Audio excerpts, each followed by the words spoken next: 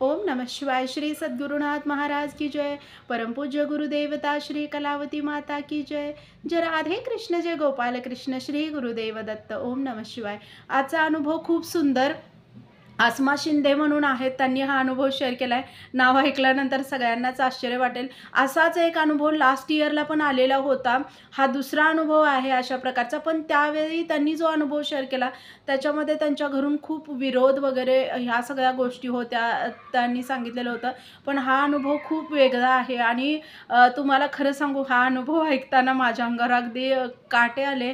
म्हणजे आपण म्हणतोय ना, की मी ह्या ह्या खूप टेन्शनमध्ये आहे किंवा मला ह्या गोष्टीचं खूप टेन्शन आहे. ही गोष्ट कशी होईल, ती गोष्ट कशी होईल. तर पूर्ण आपण ज्यावेळेला समर्पण करतोय गुरूंना, की मला नाहीच आहे तुमच्याशिवाय कोण. तर तुम्हीच बघून घ्या सगळ्या गोष्टी आणि त्यांनी दिलेल्या गोष्टी फक्त आपण करत राहतोय, फॉलो करत राहतोय. मला बाकी काहीच माहीत नाहीये. मला तुम्ही दिलेल्या गोष्टी फक्त फॉलो करायच्या आहेत. तुम्ही जे सांगितले ते फक्त मला करायचं आहे. बाकी मला काहीच माहीत नाहीये. बाकी तुम्ही सगळं करून घ्या. हे ज्यावेळेला पूर्ण आपण हात वरती करतोय आणि तुमच्यावर सोडलंय सगळं, असं म्हणतोय, त्यावेळेला गुरूंना आपली जबाबदारी पूर्ण घ्यावी लागते, पूर्ण. म्हणजे आपण म्हणतो ना, आता हे ही गोष्ट करायची आहे, तर मग मी असं करेन, मी तसं करेन, मला हे करायला लागेल, मला ते करायला लागेल. तर तसं नाही. तुम्ही जे काय करणार आहे ते करणार आहे. तुम्ही काय सांगितले ना, ते फक्त मला करावं लागेल. तुम्ही जे सांगितले ना, ते फक्त मला पाळावं लागेल. तुम्ही जे करायला सांगितले ना, ते मला करावं लागेल.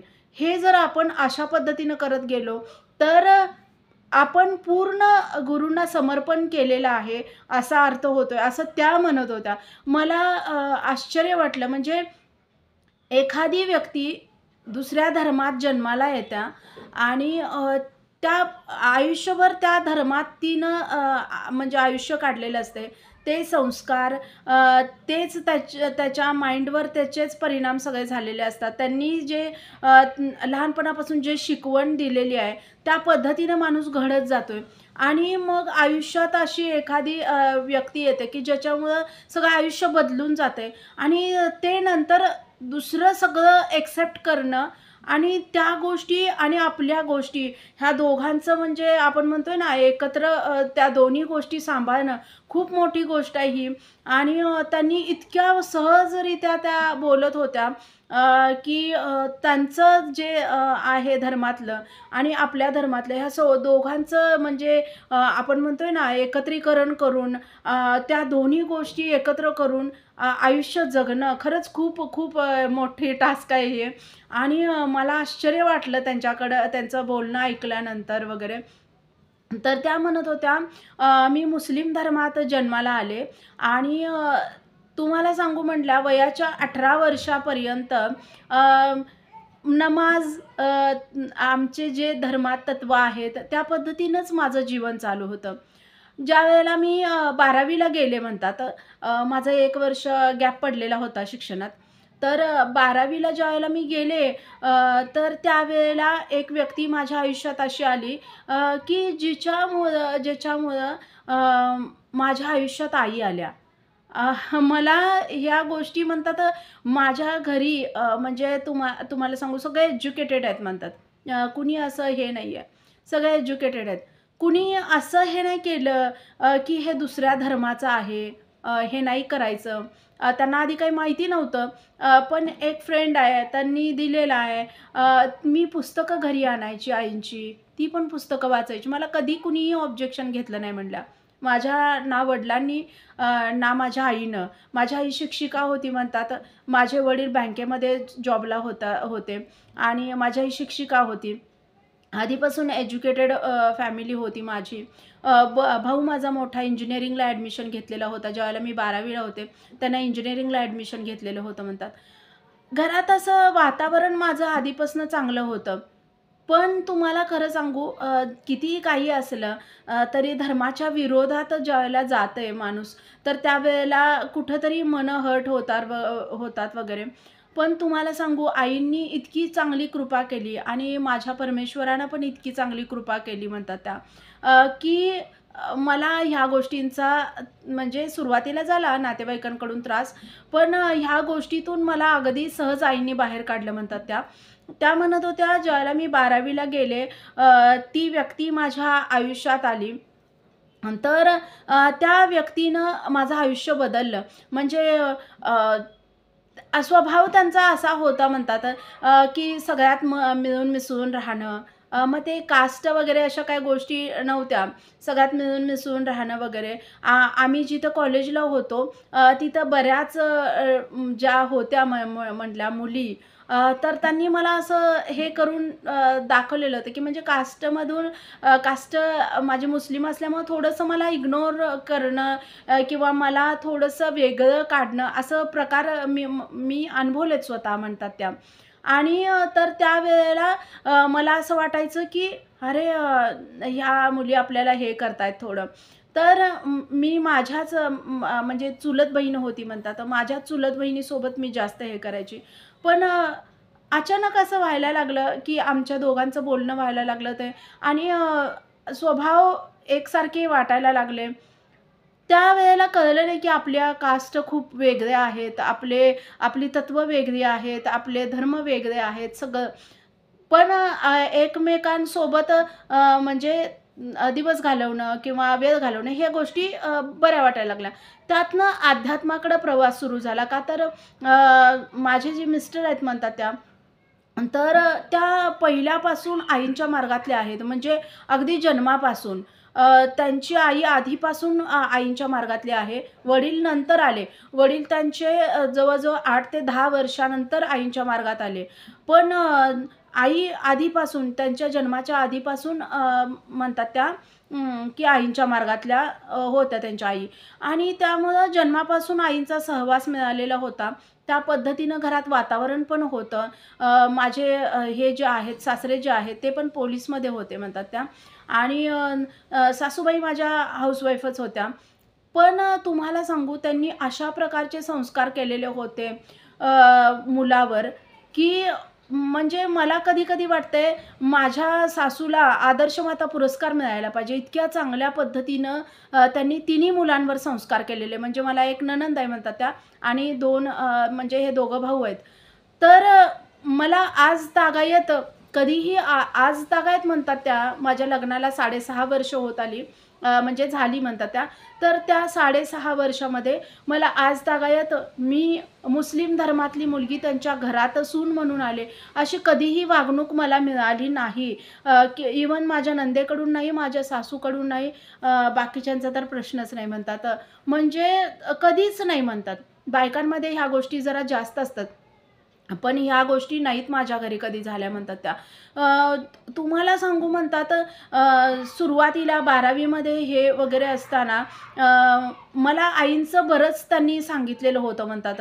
म्हणजे मी ह्या मार्गातला आहे. त्यामुळं म्हणजे मला असं वाटायचं, की इतर मुलं पण मी बघते, इतर मुली पण आमच्या ग्रुपमध्ये जवळ म्हणतात, म्हणजे मला नंतर ग्रुपमध्ये त्यांच्यामुळं ग्रुपमध्ये मला घेतलं गेलं म्हणतात.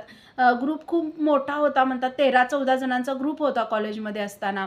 आणि तर माझी बहीण, चुलत बहीण आणि मी, आम्ही दोघी कुठेतरी वेगळ्या असल्यासारखं होतो म्हणला.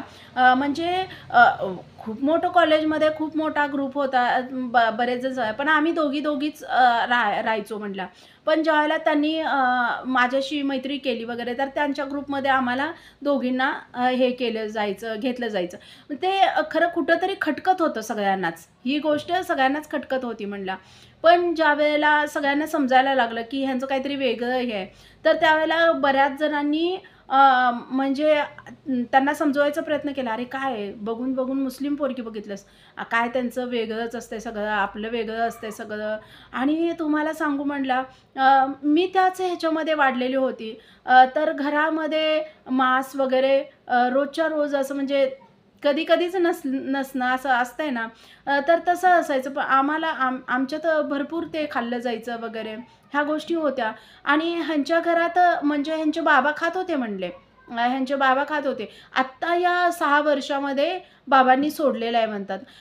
पण आईंच्या कृपेनं ते माझ्या ह्या सासूबाईंना खूप ह्या गोष्टीचा त्रास व्हायचा, राग यायचा. पण त्यांनी काही करू शकायच्या नाहीत म्हणल्या आणि त्या उपासना करायच्या, हे सुटू दे म्हणून प्रार्थना करायच्या म्हणल्या. पण तुम्हाला सांगू ज्यावेळेला अ, मी आईंचं ऐकायला लागले, आईंचे अनुभव ऐकायला लागले माझ्या मिस्टरांच्या म्हणजे मिस्टरांच्या तोंडातून आणि आईंचे अनुभव ऐकायला लागले. मी अशी होते, मी पण पहिल्यापासून अगदी अभ्यासात हुशार वगैरे होते म्हणतात आणि तर मी पुस्तकं मागून घेतली. ज्यावेळेला मी पुस्तकं घरी आणली, माझे आई-वडीलसुद्धा एज्युकेटेड होते. त्यांनी कधीच नाही असं की हे कशाला असलं काय वेगळ्या धर्माचं घेऊन आलेस वगैरे कधीच नाही म्हणतात. बरेच अजूनसुद्धा शिकलेले लोकंसुद्धा आहेत की जे असं धर्माबद्दल हे करतात. पण माझ्या घरी कधीच नाही म्हणतात. मी आम्ही जे पवित्र आपण मानतोय ज्या गोष्टी त्या कधीही आमच्या घरात करायला हे केलेलं नाही म्हणतात. इव्हन मी तुम्हाला सांगू म्हणतात आईंची बालोपासना घरी करायला लागले, तरीसुद्धा मला कधी आईनं किंवा माझ्या वडिलांनी टोकलेलं, रोकलेलं मला आठवत नाही. का तर मी माझ्या धर्माचं पण करत होते. मी माझा धर्म कधी सोडलेला नव्हता. मी जे काय माझं आहे ते पण मी करत होते म्हणल्या. काही मी सोडलेलं नव्हतं. तर मला ह्यातनं काहीतरी चांगलं वाटत होते, हे होत होतं. तर कधी माझ्या स्वतःच्या अभ्यासावर मी कधी परिणाम होऊ दिला नव्हता किंवा माझं वागणं खूप घाणेरडं किंवा विचित्र पद्धतीचं वागणं चाललंय, असं नाही कधी आई-वडिलांना जाणवलं. त्यामुळं त्यांनी कधीच नाही. का तर आम्ही जरी एकमेकांना आवडत होतो, हे होतो, पण आपण म्हणतोय ना ते संस्कार जे असतात, आईंचे संस्कार होते त्यांच्यावर.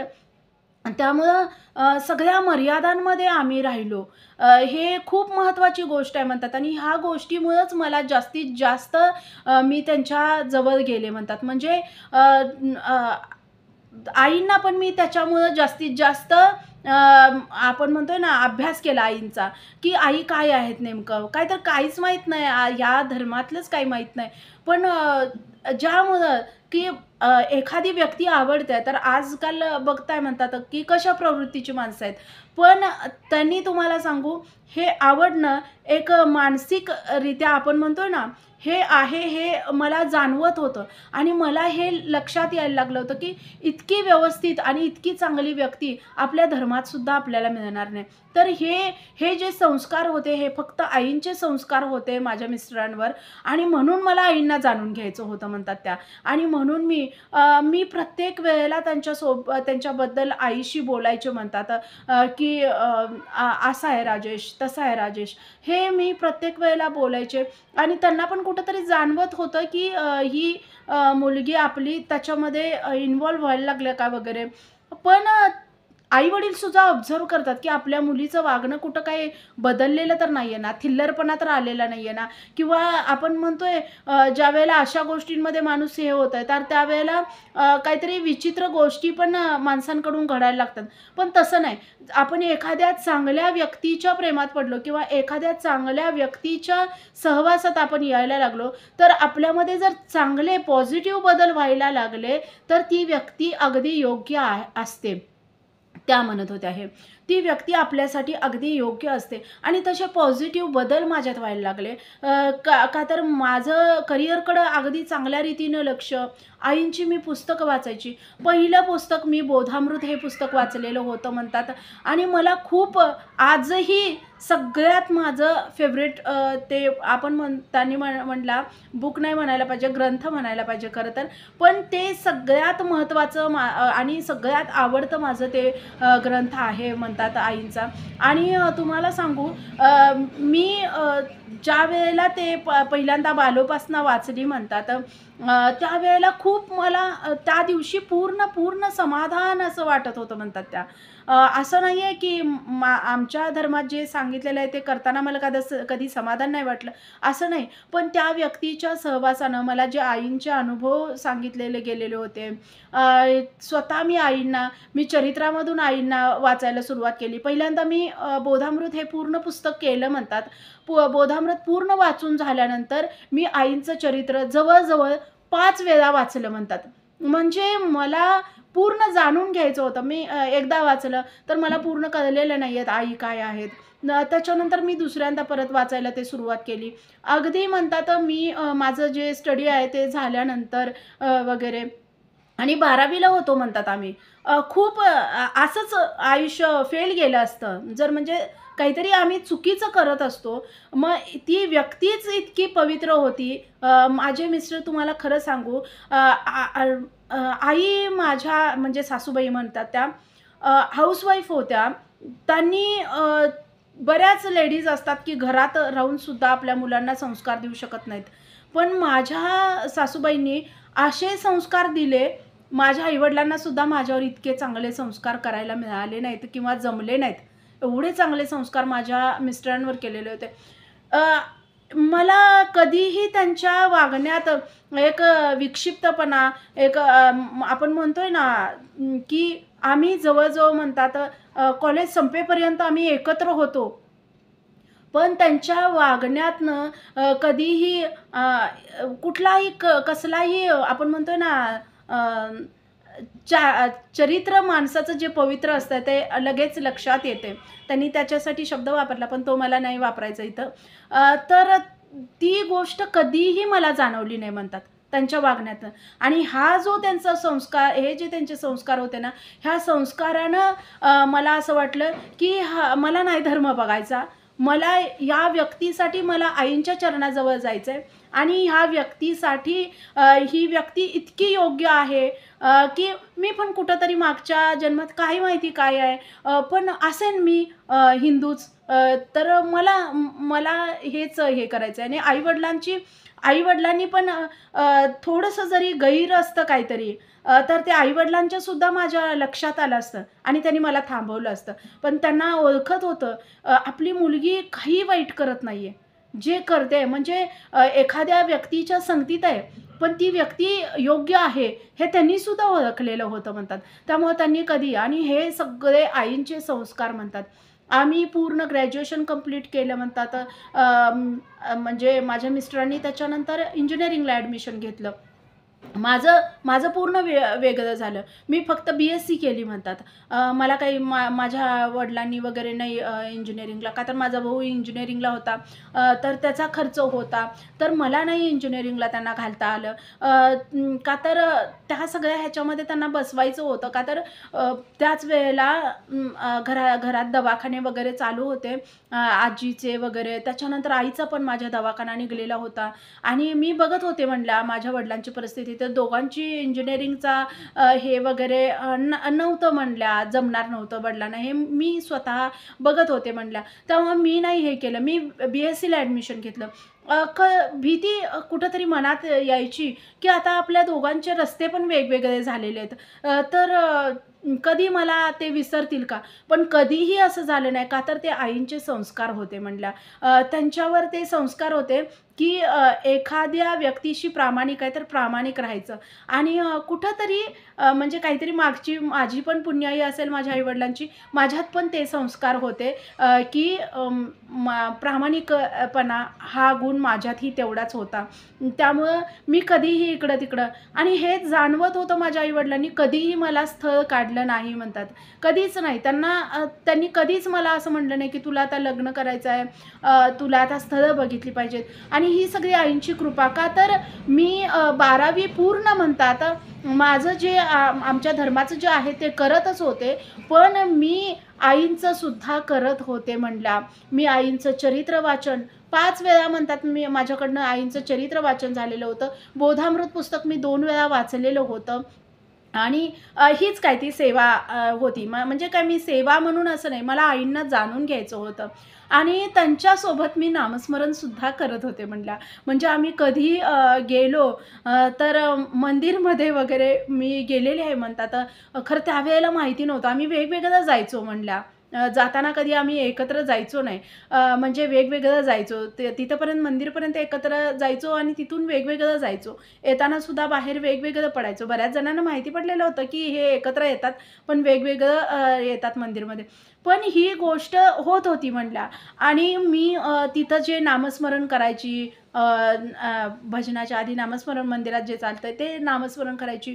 कधी-कधी मी म्हणजे आमचं नमाज वगैरे झाल्यानंतर सुद्धा नंतर 10 मिनिटं बसून ओम नमः शिवाय म्हणायची मी. काही होत नाही म्हणतात, असं काही नाही, सगळे देव एक आहेत त्या म्हणत होत्या. मला खूप भारी वाटलं. मला अक्षरशः अंगावर काटे आले. आपण किती पवित्र, अपवित्र, हे ते अशा गोष्टी खूप मानतोय आपण. पण त्यांनी म्हटलं, "काही नाही, मला खूप चांगले पॉझिटिव्ह वाइब्स यायचे. कधी देवांनी नाही वेगळेपणा हे केला, फक्त आपणच करत असतोय." आणि मला त्यातनं खूप चांगलं वाटायचं म्हणल्या. आणि ज्यावेळेला चरित्र वाचन मी करायला लागलेले होते, बऱ्याच गोष्टी मी फॉलो करायला लागलेले होते म्हणल्या. आईने जे भजनाच्या पुस्तकात ज्या गोष्टी सांगितलेल्या आहेत, तर त्यासुद्धा मी फॉलो करायला लागलेले होते म्हणल्या.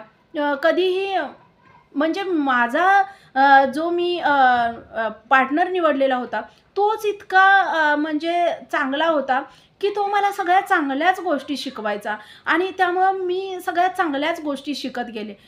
बरेच जण असे आम्हाला म्हणजे आमची अवहेलना करणारे होते, किंवा आम्हाला निंदा करणारे होते आमच्यासोबत. आमची निंदा करणारे बरेच लोकं होते. टॉर्चर करणारे पण बरेच होते.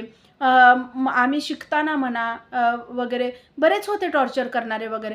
पण कधीही माझ्या मिस्टरांनी त्याच्याकडे लक्ष दिलं नाही आणि तूही लक्ष देऊ नको, हे मला आधीपासून ते शिकवत गेले म्हणतात. आणि त्यामुळं मी आईंची सगळी तत्त्व फॉलो करत होते आधीही. ज्यावेळेपासून मी चरित्र वाचन 1-2 वेळा झाल्यानंतर, त्याच्या आधी नव्हते एवढे काय फॉलो करत. पण चरित्र वाचन ज्यावेळेला 1-2 वेळा झालं माझं, त्यावेळेनंतर मात्र मी सगळ्या गोष्टी फॉलो करायला लागले म्हणतात आईंच्या. हे असे अनुभव ज्यावेळेला खरंच माझ्यापर्यंत येतात ना, तर त्यावेळेला असं वाटतंय, अरे काय, म्हणजे वेगळ्या धर्माची लोकंसुद्धा आईंच्या मार्गात येऊन आईंची तत्त्व सगळी फॉलो करायला लागलेत. एवढ्या पद्धतीनं आईंच्या जवळ जायला लागलेत. आपण काय म्हणजे आयुष्य व्यर्थ, तेवढी एक कृपा आईंनी, की असे अनुभव ऐकायला कानापर्यंत येतात. पण आयुष्य व्यर्थ घालवलंय आपण. एवढं आपण आईंच्या कितीतरी वर्ष जवळ आहे, पण त्यांचं काही घेतलं नाही, असं खरं मला कधी-कधी वाटतंय. आणि हे बाहेरच्या म्हणजे वेगळ्या धर्मातली लोकं येऊन इतकं आईंचं हे करतात आणि आपण कुठंच नाही. खरंच खूप गिल्टी फील झालं मला हे ताईंबरोबर बोलल्यानंतर, की आपण काय, अरे आपण व्यर्थ घालवलं आयुष्य एवढं. ह्या अशा लेडीज ज्यांना कधी त्या धर्माचं हे सुद्धा नव्हतं, त्यांनी इतकं भरभरून बोलतात आणि इतका विश्वास, दृढ विश्वास, म्हणजे त्यांच्या बोलण्यातनं असं जाणवत होतं, की इतका दृढ विश्वास आहे त्यांचा. पूर्ण आपण म्हणतोय ना, पूर्ण शरण गेलेली व्यक्ती. तर त्या पद्धतीनं त्यांनी होता. त्यांनी म्हटलं, कधी-कधी भीती वाटायची, की आपण वेगळ्या फील्डला आलोय आता, ते वेगळ्या फील्डला, तर आपण वेगळं होईन का, वगैरे. पण मी म्हणतात माझ्या देवासोबत मी आईंवर पण तेवढाच विश्वास ठेवलेला होता. रोज मी बालोपासना करायला लागलेले होते. जसं आम्ही वेगळं झालो ना, मी रोज बालोपासना सुरू केली म्हणतात. रोज बालोपासना, त्याच्यानंतर वाचन आणि नामस्मरण कधी-कधी. असं काही रोज नाही, पण मी कधी-कधी 10-15 मिनिटं बसून नामस्मरण करायची म्हणतात. पण बालोपासना रोजच्या रोज आणि रोज वाचन, हे गोष्ट करायला लागलेले होते म्हणतात. त्याच्यानंतर त्यांचा अभ्यास वगैरे वाढलेला होता. कधी-कधी बोलणं नाही झालं तर मन हे व्हायचं, पण मी लगेच सावरायची, की नाही, ह्यांनी आहे तर ह्यांनी हे करतील. आणि तुम्हाला सांगू म्हणतात, ज्यावेळेला जॉब लागला त्यावेळेला आईनंतर त्यांनी पहिल्यांदा मला फोन केलेला होता. मला असं वाटत होतं बरेच वर्ष असं म्हणजे त्यांचा फोन आला, हे झालं. का तर नंतर ना मी स्वतः हे करणं बंद केलेलं होतं. का तर मला असं वाटायचं, की आपण जास्त गुंतलो आणि ही व्यक्ती आता खूप वेगळ्या पद्धतीनं चाललेली आहे, म्हणजे वेगळ्या दिशेने चाललेली आहे आणि समजा दुसरं कोणतरी मिळालं, तर आपण फार गुंतण्यात काही अर्थ नाही, असं मला वाटायचं म्हणलं. पण ज्यावेळेला त्यांनी स्वतःहून कॉल करायची, तर मला माझ्याशी ज्यावेळेला वेळ असेल त्यावेळेला भरभरून बोलायची. त्यावेळेला मला खूप म्हणजे मी जी सेवा करायची ना, त्याचं सार्थक आहे असं वाटायचं म्हटलं. आणि मी खूप रडायची त्या दिवशी म्हटलं. आणि तुम्ही आहे माझ्यासोबत. मी मी मी चांगल्या मार्गावर आहे. मी कुठल्याही वाईट मार्गावर नाही आहे. हे खूप मला असं आतून हे व्हायचं म्हटलं. आणि इंजिनिअरिंग झाली, कंप्लीट झाल्यानंतर त्यांनी जॉबला लागल्यानंतर लगेच म्हणल्या अगदी 3 महिन्याच्या आत लग्नाची बोलणी. म्हणजे तोपर्यंत सगळ्यांना कळत होतं. माझ्या आई-वडिलांना सुद्धा समजत होतं. त्यांच्या आई-वडिलांना सुद्धा समजत होतं. पण कधीही तिकडून सुद्धा काही म्हणजे बोलणं झालं नाही किंवा आमच्याकडूनही काही हे झालं नाही. काहीच नाही. म्हणजे एक फ्रेंड आहेत एवढंच आम्ही काय ते दाखवत होतो. आम्हाला दोघांनाच माहिती होतं आणि आमच्या फ्रेंड सर्कलमध्येच तेवढं माहिती होतं की असं-असं रिलेशन आहे. पण त्यात कुठलाही गैर गोष्टी कधीही नव्हत्या म्हणल्या. कधीच म्हणजे कधीच नव्हत्या. हे आईंचे संस्कार होते म्हणलं. कधीच कुठल्या गैर गोष्टी नव्हत्या. कसं आहे माहिती आहे का? मुलं जी असतात म्हणतात त्या ह्या गोष्टींमध्ये खूप पुढं जातात मुलींपेक्षा. पण असं त्या म्हणत होत्या. तर त्यांना लगेच ते त्यांचे वागणं विचित्रपणाचं होतंय, त्यांचं बोलणं विचित्रपणाचं होतंय. माझ्या मिस्टरांना आईंनी इतकं जवळ घेतलेलं होतं, की त्यांच्या वागण्यात कधीही वल्गरपणा मला दिसला नाही आणि तीच गोष्ट मला त्यांच्या जास्त जवळ नेणारी ठरली म्हणल्या. आणि अगदी 3 महिन्यात त्यांनी स्वतः लग्नाची बोलणी केली आणि माझ्याही घरून अजिबात विरोध झाला नाही म्हणतात. ही खूप मोठी कृपा होती. काहीतरी आधीचं पुण्य असेल म्हणतात, का तर तेवढी नव्हती म्हणतात माझी उपासना वगैरे, पण विश्वास दृढ होता म्हणतात. उपासना जास्त नव्हती, पण विश्वास मात्र दृढ होता माझ्या देवावरही आणि आईंवरही सॉरी. की ही गोष्ट मला मिळणार आहे आणि हां, कधी-कधी हे व्हायचं म्हणतात चलबिचल, पण ही गोष्ट मी जर योग्य मार्गाने आहे, मी तुमचे सगळे नियम फॉलो करते. मी तुम्ही जसं सांगताय, तुम्ही जसं सांगितलंय, का तर त्यांची इंजिनिअरिंग कंप्लीट होईपर्यंत मी खूप आईंना खूप चांगल्या रीतीनं जाणायला लागलेले होते म्हणतात. तर मला पूर्ण विश्वास झालेला होता, की मी जर आईंचे कुठलेही नियम मोडत नाहीये, मी जर आईंच्या प्रत्येक गोष्टी फॉलो करते, तर आई माझ्यासोबत आहेत. म्हणजे आणि मग मला त्यांनी हे करणार नाहीत. आपल्याला भीती कधी असते, त्यांनी म्हणत होत्या बरं का हे, आपल्याला भीती कधी असते ताई, की ज्यावेळेला आपण गुरूंचं करतोय. हां, मी भजनाला जाते, मी बालोपासना करते किंवा मी ही सेवा करते. हां, पण मी गुरूंनी दिलेले नियम पाळत नाही. गुरूंनी जे आपल्याला गोष्टी सांगितल्यात, त्या मी पाळत नाही. त्यावेळेला आपल्याला भीती असते. मला भीती नव्हती. हां, कधी-कधी वाटायचं ते साहजिक आहे. पण अगदी निर्धास्त मी राहायचे. का तर मला भीती वाटत असती किंवा मी जर खूप हे होत असते, तर मी अगदी क्षणाक्षणाला फोन करून किंवा ही व्यक्ती आपल्यापासून नाही तुटली पाहिजे म्हणून मी वाटेल ते सायास, वाटेल ते प्रयत्न केले असते. पण मी तसं नाही करायची. त्यांनी फोन करतील, मी तेवढा विश्वास ठेवून राहायची. हां, ह्यांनी फक्त माझे आहेत. तर त्यांनी फोन करतील त्यावेळेला मी हे करेन आणि मी बोलेन. आणि ज्या उपासना पण मी करायची. का तर मी कुठल्यातरी व्यक्तीवर प्रेम केलं, तर ती व्यक्ती ह्या मार्गात आहे. म्हणून मी ती उपासना करायची. त्याच्यामध्ये मी कुठलंही स्वार्थ नव्हतं हे आईंना पण माहिती होतं. म्हणून त्या म्हणतात की उपासना कमी होती, पण विश्वास दृढ होता. का विश्वास दृढ होता? का तर त्यांनी सांगितलेले नियम मी अगदी प्रामाणिकपणानं पाळते आणि मी अगदी प्रामाणिक आहे या गोष्टीमध्ये. म्हणून माझा विश्वास दृढ होता म्हणतात. म्हणून आईंना कृपा करावी लागली. म्हणून कुठल्याही ह्याच्याशिवाय म्हणजे कुठल्याही आपण म्हणतोय ना त्रासाशिवाय ती व्यक्ती माझ्या आयुष्यात आली. आता म्हणतात 6.5 वर्ष लग्नाला झाली. एक मुलगा झाला आम्हाला. माझं नावसुद्धा त्यांनी बदललं नाही. इतकं संस्कारी घर आहे म्हणतात माझं. माझं नावसुद्धा बदललेलं नाही आहे. आणि असं नाही की मला तुझं काहीच करू नको वगैरे असं त्यांनी कधीच नाही हे केलेलं म्हणतात. तुझं जे आधीचं आहे तेही करत जा. तुम्हाला सांगू, मी आता म्हणजे माझ्या ज्या उपासना आहेत, जशा सासूबाईंनी मला घालून दिलेल्या आहेत, त्या काही मी सांगणार नाही म्हणतात, पण तशा पद्धतीनं मी उपासना करते. मी काही जॉब करत नाही, माझ्या नवऱ्याच्या जॉबवर आहे म्हणतात मी.